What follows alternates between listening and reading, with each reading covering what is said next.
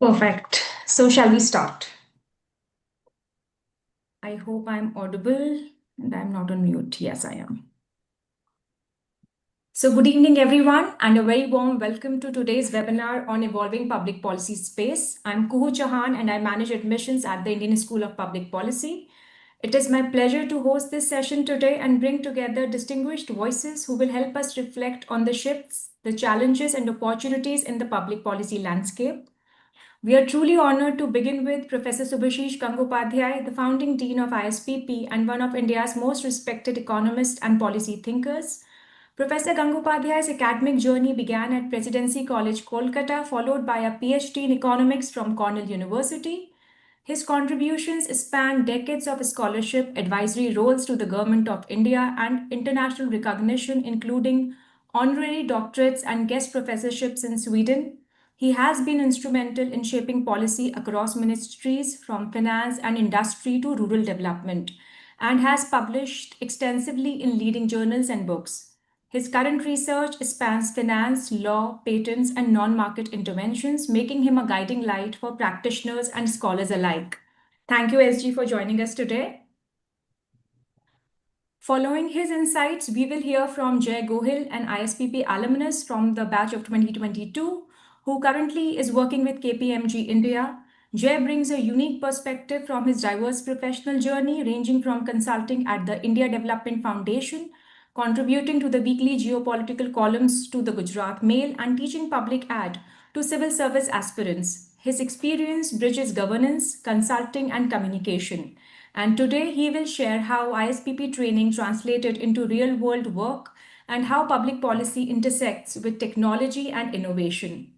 Together, our speakers will help us explore both the macro shifts in policy making and the micro journeys of young professionals navigating this space. So, without further ado, let me invite SG to open the discussion with his reflections on the evolving public policy space. SG, over to you. Thank you, Kuhu. And thanks, Jay, for joining us on this webinar.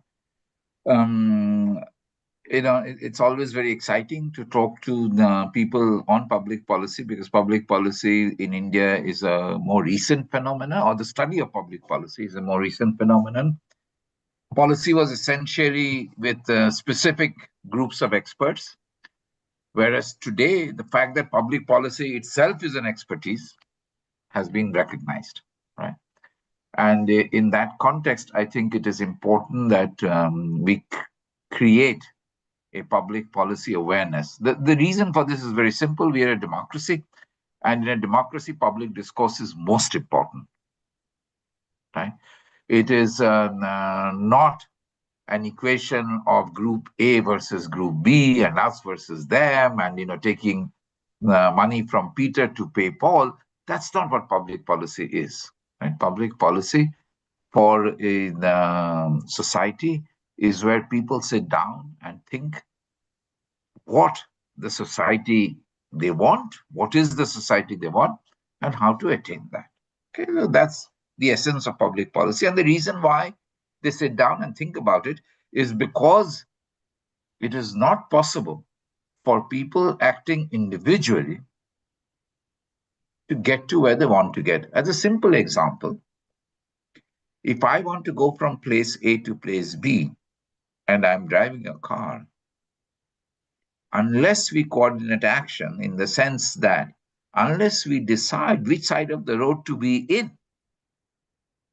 as a collective decision, that everybody will abide by it. Unless we do that, nobody will reach anywhere. Just think about it. If anybody could drive on any side of the road, then no one would move anywhere because all of us would be gridlocked, right?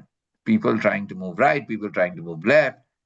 So, so that's the essence of public policy. How do you make people, coordinate their actions such that everyone is made better off, so that people can go from A to B? So that is the essence of public policy. Now, the reason why I'm talking about this very simple example is because if I look back, I started my professional career way back before probably your parents were born, in 1983. Okay, that's the first time I started my journey as a person who has finished the PhD and is working at an institute. That's in 1983, June. That's when I started. And if I look at the evolution of Indian policymaking for the last 25 plus 17, so that's 42 years, right? Then I can, you know, think about the various ways things have changed. The first job I did in policy, I was at the Indian Statistical Institute, and this problem was posed to me. You can check with your parents or your grandparents, maybe, that at that time, if I wanted to get a cylinder of gas for my cooking, I had to buy the cooking oven from the supplier of the gas. Okay. So the first question, the first problem in policymaking that I did was whether this is a good idea or not a good idea. That is, should the buying of the oven be separated, the decision to buy the oven by an individual be separated from the individual's, privilege to get a gas cylinder. So this was in 83, right? So it's during my lifetime, during my adult lifetime, during my cognitive lifetime, right? Because I'm starting off as a professional in 83 June. That is the situation that we were in. I remember I applied for a telephone the moment I got into the gym. I'm not from Delhi. My first job was at Delhi. So when I came to Delhi, the first thing I did, my seniors advised me to apply for a telephone. This was 1993 June. I got my telephone in 1991. So that was the situation that I inherited as a professional in India. You people cannot even think about it, right? It's a dream. But that was the reality at that time, right? If you wanted to buy a car, you have to wait 6-7 years to get your car, even though cars were produced by the private sector. The point I'm trying to make is that it has nothing to do with government or private or public or private. It is entirely the approach that we had at that time. And it is important to understand that public policy is not like engineering in the sense that it is extremely contextual and it depends crucially on the approach that policymakers take. So, do you want to have a society where every child is in school? Or do you want to have a society which works wonders in terms of scientific discoveries? Oftentimes, these are exclusive choices that you have to make, mutually exclusive. You cannot have one or the other, right? You can have one or the other. You cannot have both. Oftentimes, public policy is challenging because of these reasons. If you could do everything in life, there would be no reason to have public policy. The whole idea of having public policy is that often societies face mutually exclusive choices. That is to say, if they want to do A, they cannot do B. Right? And that's what makes public policy so challenging and so exciting.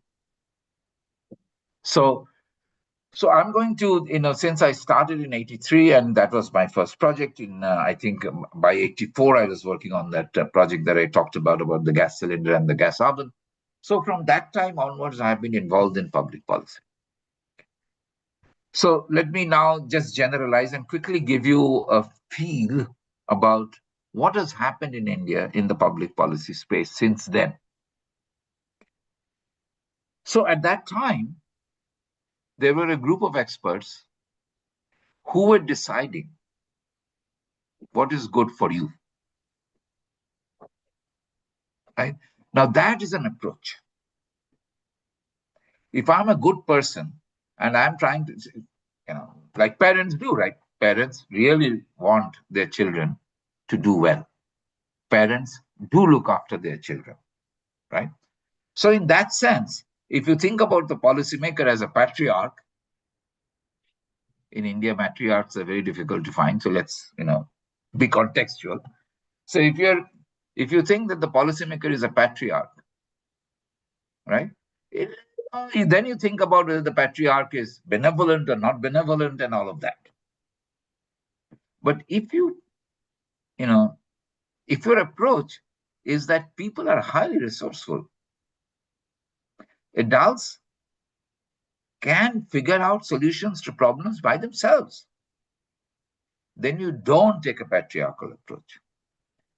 So if I look at the Indian policymaking prior to 1991, or I would say prior to 1985, it was essentially patriarchal in nature. There's a group of experts who figured out or tried to figure out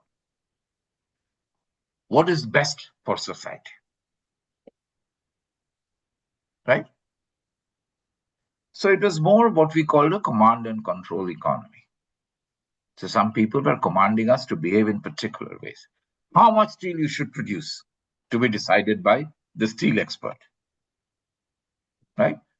How much aluminium to produce to be decided by the steel expert. What you must charge for steel as price, the different categories of steel that you produce, how much you should charge for each category of steel to be decided by the experts. The market was a completely irrelevant aspect of it. Market was for trading. Market was a physical space where you went and traded, which is very different from markets as we know, which is essentially generating prices where exchange can take place. Okay. So that was prior to the 80s. And hence, the government was deciding who should be producing how much. And we had what we call the license Raj. Now, I'm quickly going to go over because time is limited. So you can always ask me. And I would ask both Jay and Kuhu to, interrupt me also if you think something needs to be emphasized or clarified or something is completely wrong. It's entirely possible. So and also people who are listening in, if they can raise questions or issues, you can whatever is the mechanism. Kuhu? You can just raise your hand and we can unmute you and you can ask your question or you can have your suggestion then and there. Very good. The only thing is that since I am the one who is speaking, so I have the prerogative to answer the question then and there or take it up when I've finished what I'm saying. Okay, but please feel free to raise an issue. And please understand that, or please know that I'm not seeing you, so don't have to feel shy, right? So you can say whatever you want to say. It's up to me how I take it. So don't worry. Yeah, so going back, so the first change that happened in this mindset was in the mid 1980s. Right? So what happened in the mid 1980s? In the mid 1980s, the government started believing that maybe business is good. Prior to that, business was bad.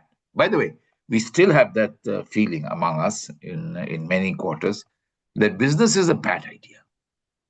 That may be true. I'm not saying it is right or wrong, but I'm just talking about the default approach that we have. That business is bad unless I'm the one who is making profits. Okay? That was the general feeling prior to 1985.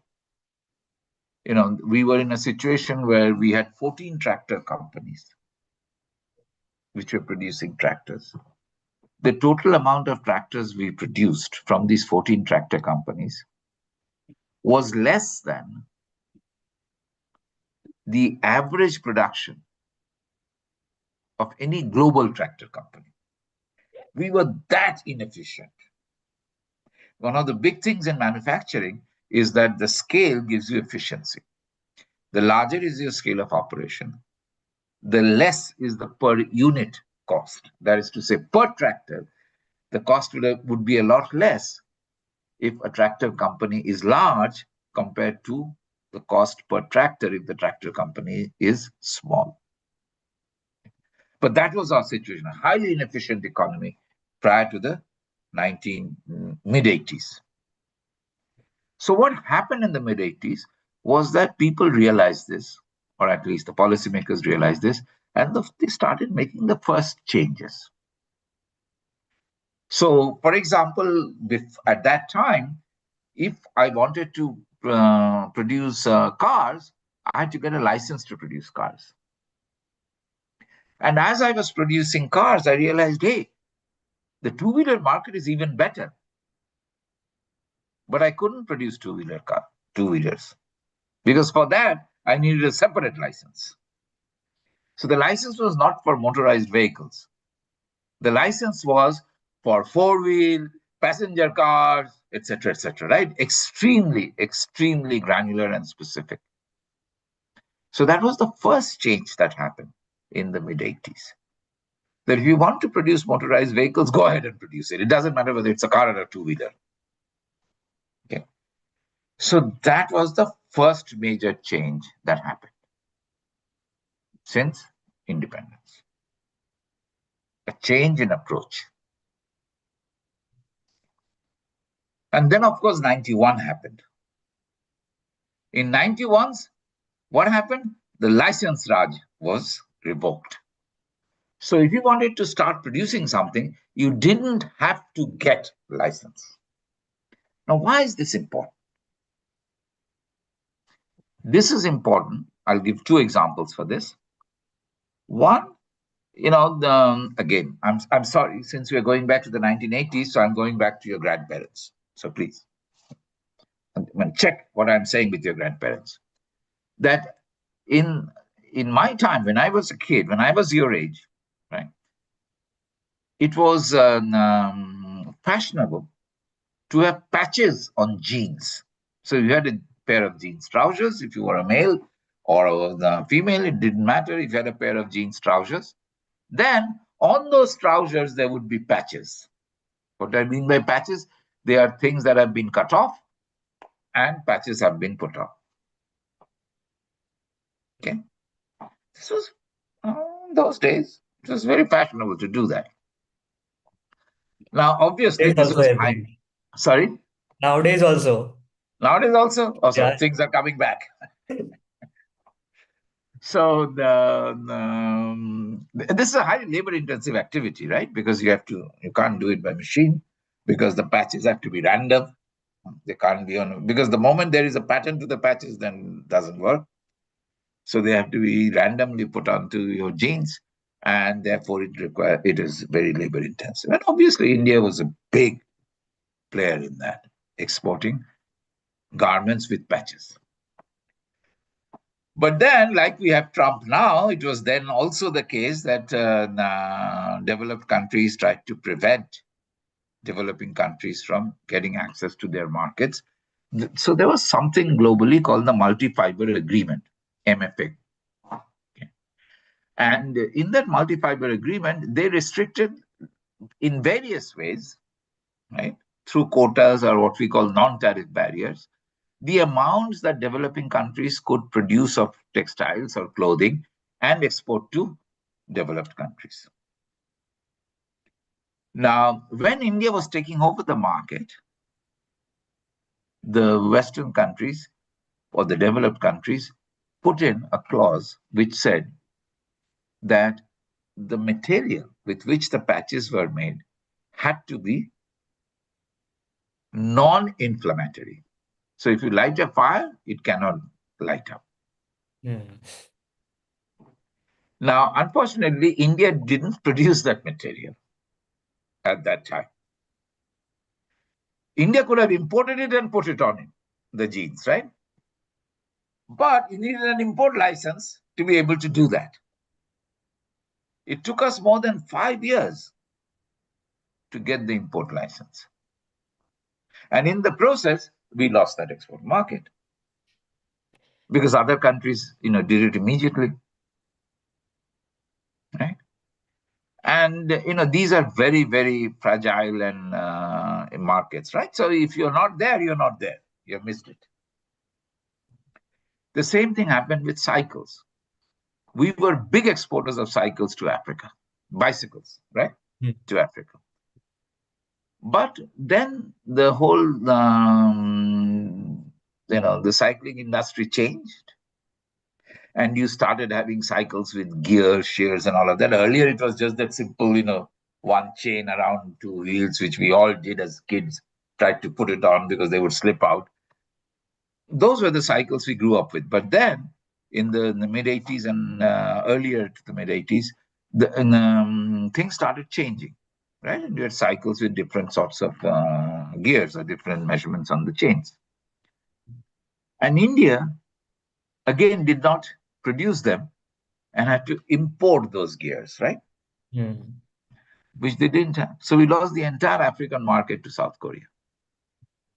Because by the time we were given an import license to get it, we had lost the market. So all of these things were trying to be corrected starting from the mid 80s. And in 1991, this whole approach of before I start producing, I must ask the administration, is it okay if I do this? That was gotten rid of. That was the big change that happened in 1990. Yes, I Jay. remember one more story around mid 80s. I think it was from the Vicks Vapor Up.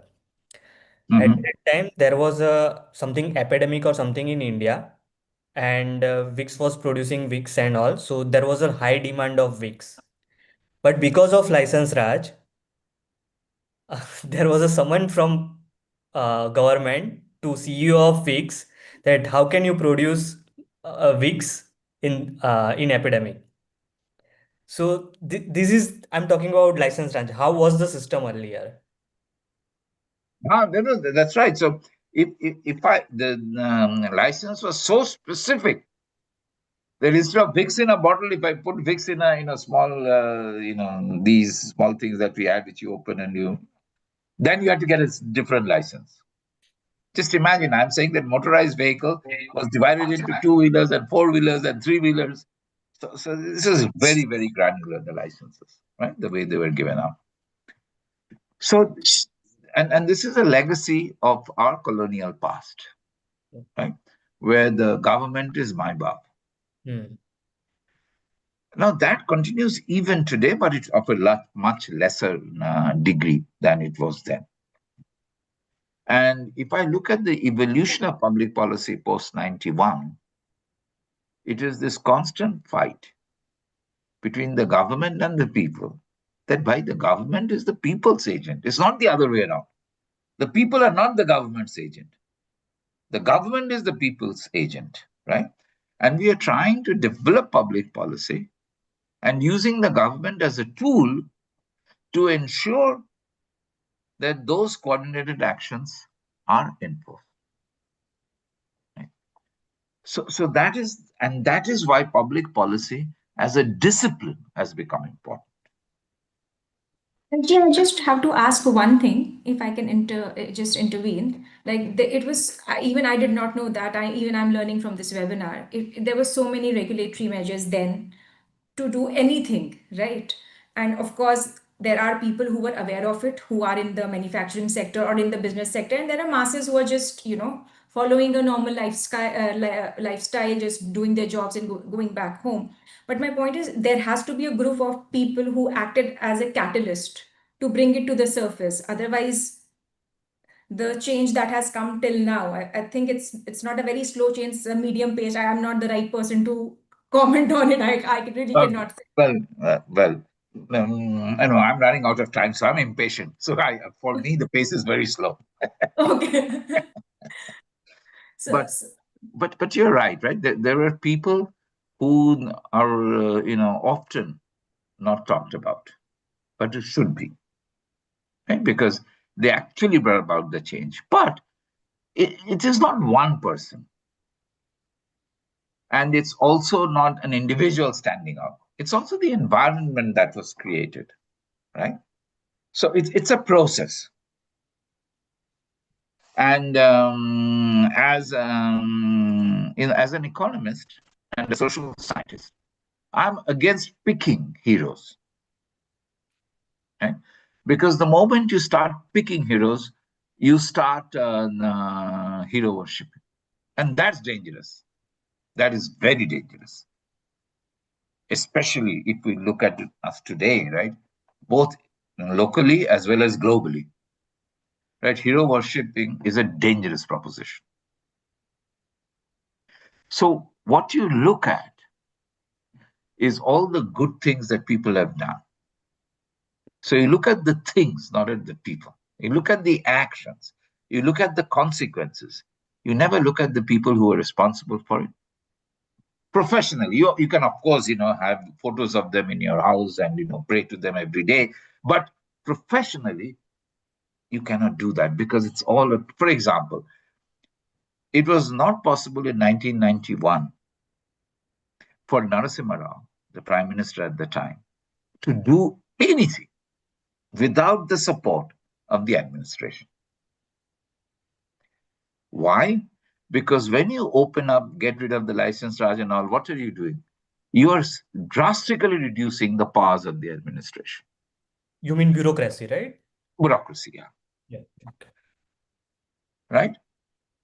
So you had to have people in the bureaucracy who were going to, smoothen this process. And, one name stands out, Mr. Ian Burma, who was the principal secretary of the prime minister at the time, who played a stellar role in talking to the administration, so that these changes could come about. Right? So these are to understand what happened or how the public policy in India evolved, we really have to learn the history of our times, the legacy, the colonial legacy, and how we addressed it. And remember, India is a democracy. And because and India is unique in this, among all developing countries, India is unique, barring the 2 years of emergency. India has always been a democracy since independence, even though it is a developing economy. No other developing economy has this, historical uniqueness that India has. And it is not, some, what are the Luxembourgs or, Burkina Faso. It's 1.4 billion people, highly diverse. So And there is lot to be proud of in India and a lot to learn from India. Yes, yes. so I'm talking about this freedom movement that we did. So Gandhi's idea was to people's participation, right? And where his idea was like put public into public policy, then you will get something. So I think we are also inspired by his idea that what he was trying to say. Earlier we did I think 1857 revolt was also happened, but we didn't get anything because there was no participation from the people. And I think Mahatma Gandhi was aware about it or what, but after his involvement into the freedom movement, there was a people's participation, lots of the movement that happened with the help of people, and that was the core. And from that we can see that like okay, we can get anything with the help of people's participation. Yeah, yeah, of course. But people's participation in what is the question we are discussing now, right? Because if there is also a lot of work that has been done by sociologists on how things change. Now, things change because of the existence of leaders, right? Right. But do the leaders follow the people? No. If I look at all the changes that have happened in history, you will find that the leaders who have brought about those changes were going against the people. So we should not interpret Gandhi to say that if the majority wants this, I'm the leader, I will do this. That I'm with the people. Hmm. That's not public policy or that's not leadership. Because if I'm going to do what the majority of the people want in a democracy, then I'm not a leader, I'm a follower of the majority. Hmm. So we have to understand this when you're doing public policy. Public policy or the art of public policy requires abstraction, requires thinking, requires us to be visionaries, right? and requires us to actually work out the consequences of every single action that we are taking. And that's what makes public policy and the study of it so exciting and challenging. But I think I'm already 8 o'clock, so I've already into 30 minutes. I'll now let Jay talk about how, as a practitioner, what he has been up to. My practice has been really at the very highest level because I have worked only with the central government and some state governments in various policy issues. But that has been some time now. Jay is the more modern policymaker. Okay. First of all, thank you for having me here. Thank you, Kuhu. Thank you, SG. It was very insightful discussion. Uh, I would like to talk about my journey, how I came to ISPP, and after that, I can talk about like how ISPP has helped me into the shaping my career. So, so I started my journey as a mechanical engineer in one of the manufacturing industries, and then I got more interested into the how the larger ecosystem work. So I was aspirant, civil service aspirant, and fortunately or unfortunately, it didn't happen. Now I am thankful that it didn't happen. Fortunately. Fortunately, that's why I'm talking like now I'm thinking that fortunately it didn't happen, but the way the way I got is from the ISPP. So I got admission into ISPP in 2023, and after that, I have worked with three main organization. One is with Abbott Healthcare.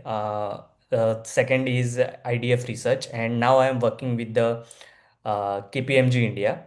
So my experience is in corporate also. My experience is in research organization also, and my experience is now in the consulting firm. So I'm working with the government of India because government of India is our client. And so when I was looking for something after UPSC civil service preparation, I was like, what should I do? Should I do MBA or should I do public policy? So I was always I was always asking myself, what should I do? And then I realized that MBA will always give you something that that like maybe profits and what is management and all. But something that attracted me to the ISPP was the public policy. And if you will see the in ISPP, there is a public policy design and management. And I realized that today's challenges are different. It's not like ki, I have to solve the organization problem or I have to solve regarding the profit and loss and company's profit and loss. Times, if I see in the larger ecosystem, the problems are wicked problems that SG was talking about. For an example, pollution, right? Delhi pollution. It's a wicked problem. And there is a need of lots of stakeholder to solve it. There is a digital divide. There is a gig economy. World is changing, and this problem one can't solve by the MBA, and that's why we need public policy people. And the thing I realized that as you always told me, you have to think. So there is a necessity of thinking, and I think ISPP has provided me this thinking. What we are thinking is secondary part, but how we are thinking is first or primary part. So ISPP has always provided me that opportunity. You have to think. You have to think how you will think, then you have to realize that what you are thinking. So that's why that there is a need of uh, public policy people, and ISPP has certain tools that SG has taught me also, like critical thinking, design thinking, economics, business and governance. These all tools were helpful in my current work and the work that I have done in the previous organization. For an example, I was talking about I have worked with Abbott Healthcare. So their approach was like ki there is a no any other scheme or any policies regarding the thyroid. So how one can or government can approach or a government can create or policy regarding the thyroid. So the business peoples were also involved in the policy making, and I was part of that. Then again, I was more interested into the technology because I am coming from the engineering background. So I was part of IDF research under SG only, where we are focusing on artificial intelligence, UPI, fintech, and all.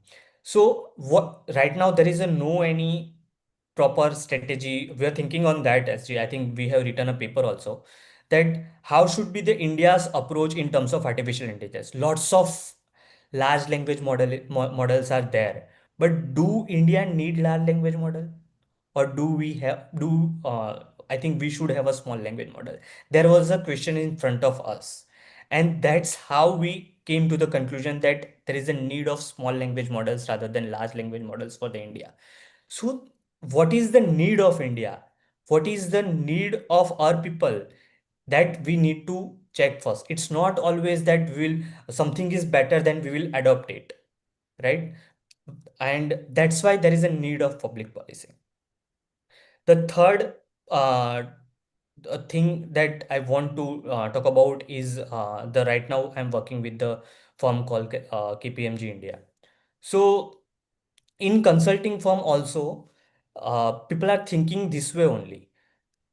What should be India's approach? How we can solve it? It's not just about that top-down approach. There is a need of involvement of a public into public policy. That's why we need bottom-to-top approach, bottom-up approach, and that's why lots of people. So the public policy people that we are talking about are the bridge between government and public. We are trying to solve, we are trying to see the what is the need of public, what they are thinking, how they are thinking, and based on that, if we can recommend it government, or if we can say to government that this should be the better approach to follow in the public policy. For an example, right now government has banned on the online gaming, right? So do we really need ban on online gaming, or do we need regulation?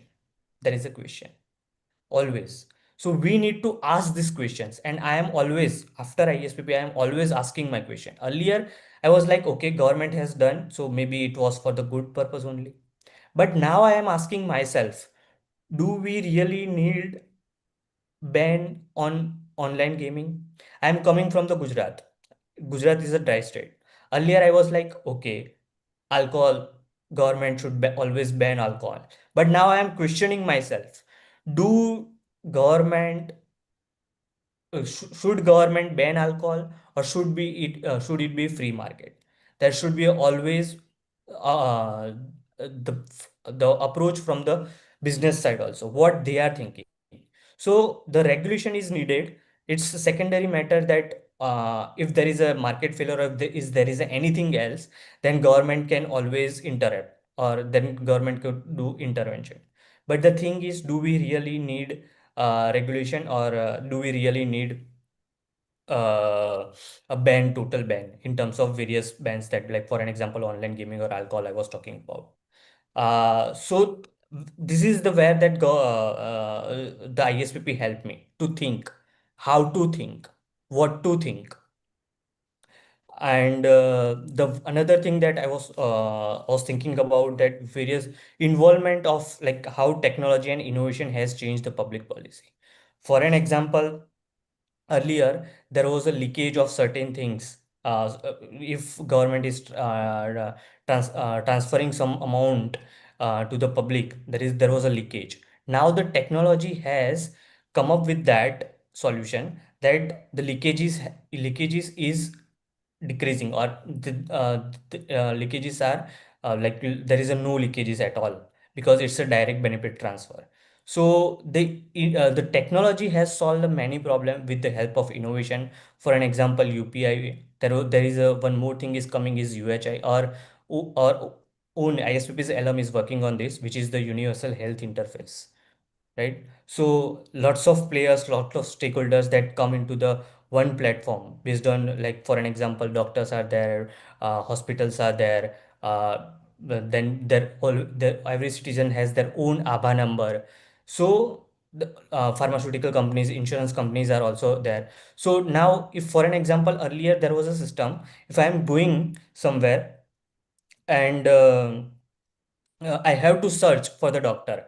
Okay. And then he will say me something, or he I have to always carry my file with me, and have to I have to always carry my file, and then again, if I am going to another doctor, then I have to carry that file with me. But now, with the help of UHI, with the help of technology, one has always have one ABA number, and another doctor will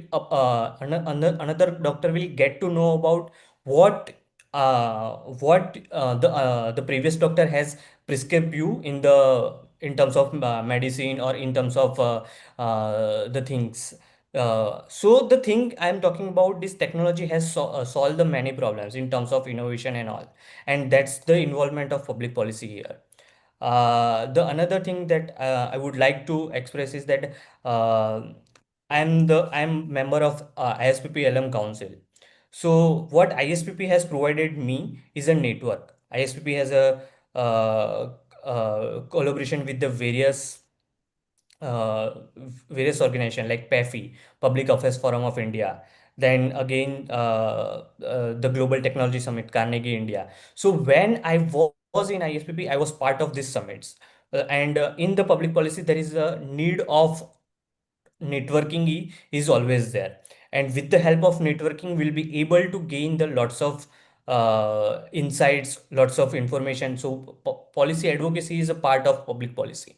So where you will do there are certain types of things that you can do in under public policy. First is policy advocacy, second is policy consulting, then research, then NGO is also part of public policy, CSR activities. These all are coming under the public policy right now in terms of market. And we are seeing that with the help of network, one can do the policy consulting or policy advocacy, and ISPP is providing this networking opportunity. Like for an example, PAFI, I was part of GTS Global Technology Summit. Why? So these all things are because of ISPP. Because unfortunately I didn't clear the UPSC, and that's why my journey came to the ISPP, and now I am the part of the Big Four, one of the Big Fours. And yeah, so this is all about my journey and public policy and ISPP, whatever ISPP has provided me. I think thank you, Jay. Thank you so much. I think thank you, SG, for SG for bringing the insights from decades before, uh, before 1991 to what happens during 1985, and to Jay, who's bringing tech policy and innovation together. So I think it was a contrasting difference. That said, we have a few questions in the chat box. So I think, SG, first question is to you from one of the scholars, that we at ISPP are always attempting to bring the public back into public policy, but the view that leaders should not become followers of what the majority wants feels a little contradictory. So how do we strike a balance in incorporating the needs of public and also maintaining the leader's stance in decision making? See, this is a very good question because this is indeed a dilemma in the sense that how do I know I'm right? If I'm a leader and I am telling the people, right, that forget what you want, I'm telling you this is what you must do. This is good for you. Right? Now, we are a democracy, mind you. So, what happens in a democracy?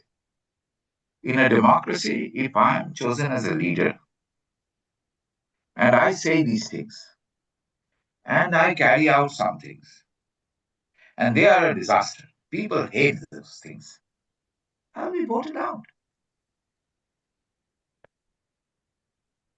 So, there is accountability. If I, on the other hand, try to do what you are doing or what you want, I will probably never be voted out.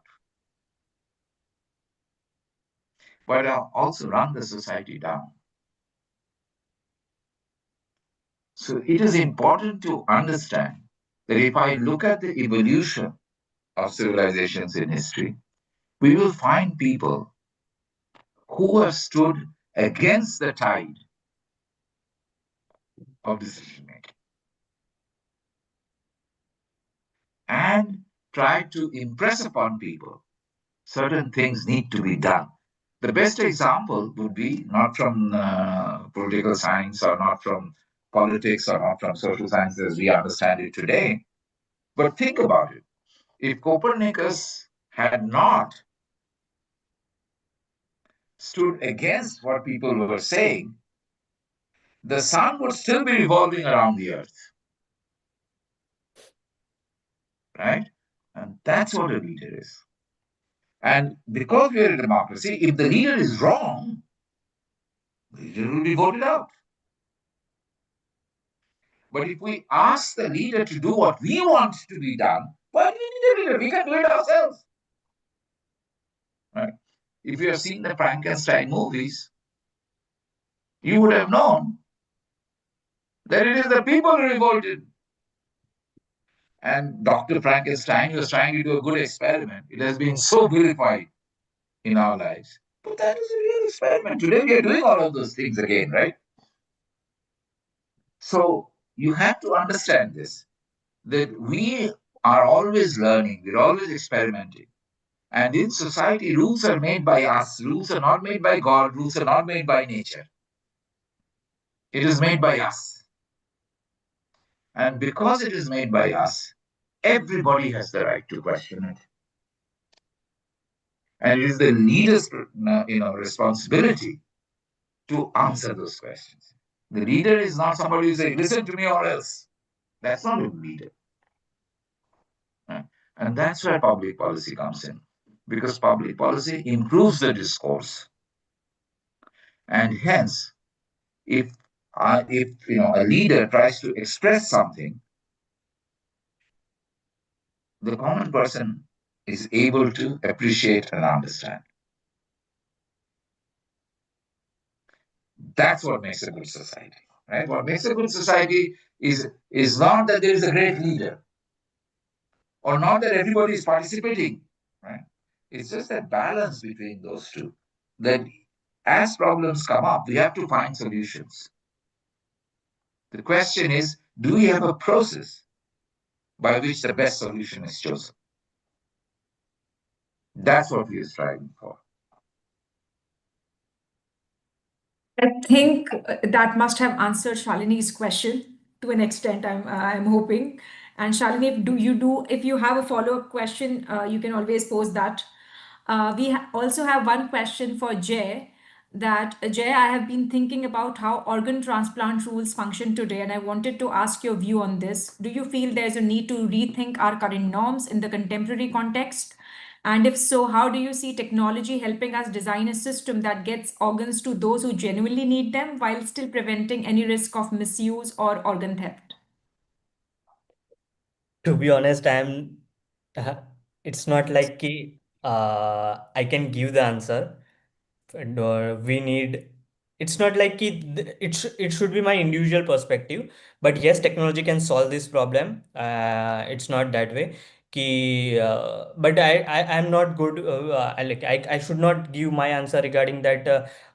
This is good or there is any rules or regarding that, because I am not good with that sector. I'm not so I'm mainly focusing on technology. But yes, technology can solve this problem. So this is my simple answer to your question. I'm not sure who is asking, but yeah. That's from an anonymous attendee. They have not revealed their names, though. Yeah. Putting you on the spot, they've not revealed the name. There is also one question from Sonal that says, what skills and forms of preparedness are essential for aspiring policy professionals? I think SG and Jay both, like being in the field, you are the best people to answer that. What Yeah, kind let you go first. Sorry, should I go first? Yeah, yeah. Yeah, okay. So the simple skill, I think you must have a brain to think.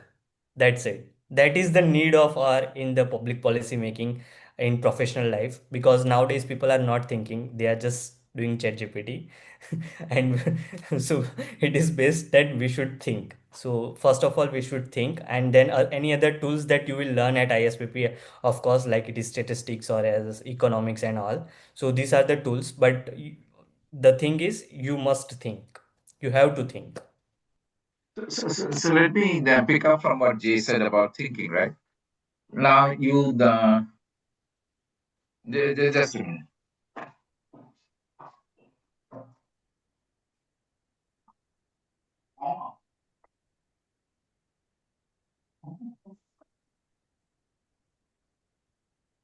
Sorry. Yeah. That when I say you should think, right? What am I saying?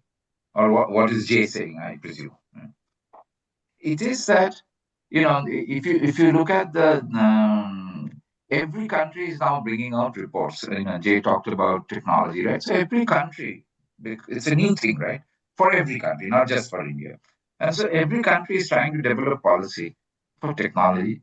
And therefore, there are all these committees that are formed in every single country. Now, if you read the reports of every other country, you'll find that the reports, as is usual, is broken up into various chapters. Now, you look at the reports from India, it's also broken up into various chapters. But a unique difference that you'll immediately be able to find between reports written in India, committee reports, and reports written abroad or anywhere else, is that reports in India have a chapter which says international experiences. Global practices. None of the other reports in any other country has that. What does it immediately signal to you? That we are not willing to think. We are trying to look at every other country and saying, oh, let's do that, oh, let's do that, oh, let's do that. That, I think, is what Jay is saying. Come on. This is a colonial legacy. Colonial legacy is not because I don't know what happened 5,000 years ago. Colonial legacy is, really in what I'm doing now. Today, I'm trying to look at other countries to pick and choose what I want to do. Why? Don't we have enough respect for ourselves that we can figure out for ourselves? In the 60s and 70s, we all wanted to follow import substitution. And we said, look at Japan, how well they have done. Look at Japan today. We are nowhere near them. In the 1970s, we said, let's follow Korea, export promotion. Look at where South Korea is today and where we are. In the 80s, we said, let's follow East Asia. Other than the fact that we have been a sustainable democracy, which East Asia hasn't been quite, right? Look where they are and where we are. And in the 90s, we said, let's follow China. Look where they are and where we are. Japan did not follow any other country. South Korea did not follow Japan. East Asia did not follow Japan or South Korea. And China followed neither of them. None of them. We have to strike out our own path. We have to be confident that we can think on our own. Because our context is so different from any of these countries. Just as they figured out in their context what works, we have to figure out what works in our context. So That Azri, is I the have one essence of public question. policy. I have one question. So, do you think that DPI is our own approach? It is our own approach, but is it the best approach? By the way, that thinking doesn't mean anything new I do is good. Hmm. And that's what public discourse is all about, right? It's experimentation. You say something, it's not important whether it is right or wrong, right? Because we gain knowledge through trial and error. If we don't make any errors, we are not going to gain any knowledge. So it is not bad to make errors. That is the essence, fundamental for thinking. We are so worried about errors.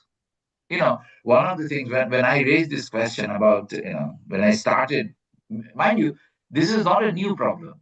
Even when I started working with policy, people had international experiences in 1983. So when I raised that issue, then why are you interested in international experiences? The standard argument that was given to me, oh, because we do not want to duplicate errors. It's a fantastic, nice cliche to say, right? That we don't want to duplicate the mistakes others have made. But it's a horrible way to think. Because you make the mistakes, you learn from your mistakes.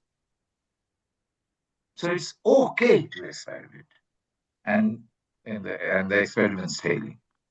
So that confidence we must have that we are going to learn from our failures.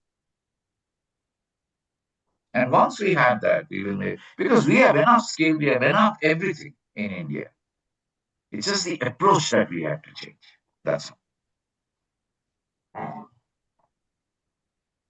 Thank you, SG. Thank you, Jay, for that, for the elaborate answer on the question. We have, so this is somewhat academically oriented, a question from Akash that he is a pharmacy graduate and he is currently preparing for RBI exams, grade B exams, and he is thinking of now joining public policy. But he has seen few of our videos where it has been raised that it is good to have a public policy background or a background in public policy. So he is looking for some guidance as coming from a pharmacy background who's now preparing for the exams. Will public policy be a field for him? So I think SG here we'll need your experience. Well, this is a very interesting question because one of our co-founders, Parth Shah, actually started in pharmacology, right, and then switched to economics. So maybe you should ask him directly. But I can say is that it depends on what you want to do. One thing you must understand is that your basic degree should not define you. Because at the undergraduate level, when you have just finished school, what is the difference between schooling and college? The major difference is that in school, you really have no independence. The teacher comes and lectures to you, right? The syllabus is set. You have to go through certain things, otherwise you won't enter college. You have to get a minimum grade, you have to do this, you have to do that, and all of that. So now you enter college after having done all of that, after having listened to everybody else. You enter college, and that is the first time you decide what is it that you want to learn. Because you can't learn everything. Therefore, you should treat your basic degree as something that helps you to develop your mind. And people have comparative advantages. Jay thought that his best way to develop his mind was through engineering. I thought that my best way to develop my mind was to do social sciences, so I entered economics in my undergraduate. Other people think the best way is to do medical. Very few people in the modern world, or I should put it the other way, there are enough people in this modern world who have been extremely successful in what they're doing. And what they're doing is not the basic degree that they had. Okay? So don't worry about what your basic degree is. Ask yourself, what is it that you want to do? Yeah. I think I can, like, from me, my perspective also, I did my bachelor in engineering. Then I was also preparing for the UPSC, civil services. But then again, I joined ISPP. So because public policy is multidisciplinary field, it should not be like one should have a degree in particular field only, then we'll get the public policy or we'll able to understand the public policy. It's multidisciplinary. You will get some, like, because if you have pharma background, maybe you will be good with the health domain or the health policy because you have basic understanding of it. I am coming from the engineering background, so technology is the thing that I can understand better. So ultimately it is helping me in shaping my career in public policy. I'll just say one thing, cool, sorry, that Yeah. if this person who asked, what was his name? Akash. Akash. So, Akash, if you want, you can always connect to us independently offline. And because this requires a longer conversation than what we can do here. But I can tell you that public policy, as even if you're not doing public policy, it is worth knowing. Yeah. Because as a responsible citizen, right, when you interact, when you understand what policies are being proposed, what is said in the manifestos and all of that, you will be able to decipher what it means. With that answer, I think we are already running out of time, but we have one question left, SG, which says, considering how politics is in India, so when you work with government, does a policy person's work or change suggested collides with politics or ideologies? Well, the answer is the following. Let me give you an example, very quick one. You all know about MP Lad and all of that, where MPs get money for their constituencies to bring about changes, right? So suppose I'm an elected leader and I have some money and I want to spend it on building a road connecting place A in my constituency to place B. This is the problem. Now I call an economist. Now the economist is trained in figuring out what is efficient, right? What is the efficient method of doing things? And the economist says, Bro, you want to build this road? You want it to last? You want to reduce the maintenance and the cost, right? So there are two ways to do it. You can build a road which is very labor intensive, where everything is done by hand. Machines don't play a role, but then every year you have to maintain it because it tends to go bad. At the other end, the other extreme is that I can make concrete roads. I can bring in machines, lay down the concrete and all of that. That has lower recurring cost. Maintenance is easier. Now, if I look at it over the next 10-year period or 15-year period, 20-year period, the total cost of a concrete road is less than the total cost of a road through labor intensive methods. And the economist says build concrete roads.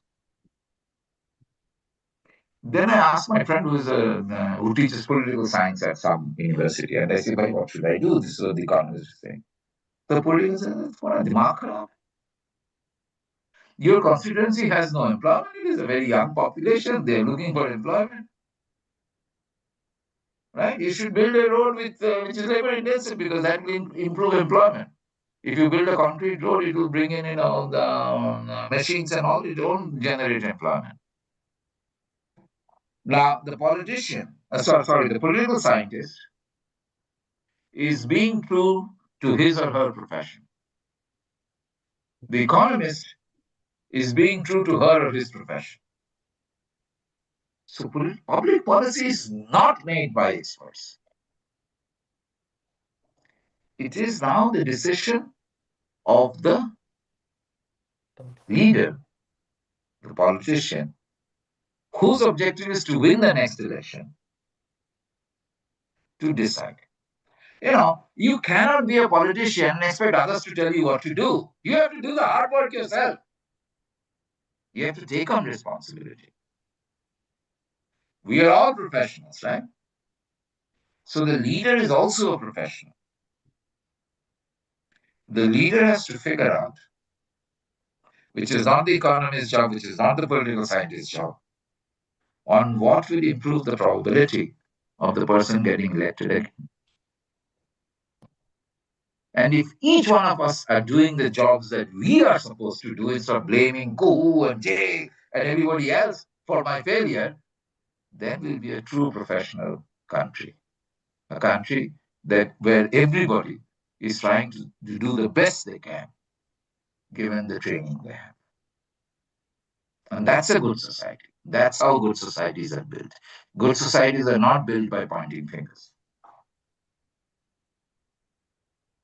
I hope that must have answered the audience question. And I think we are already running a little ahead of the time.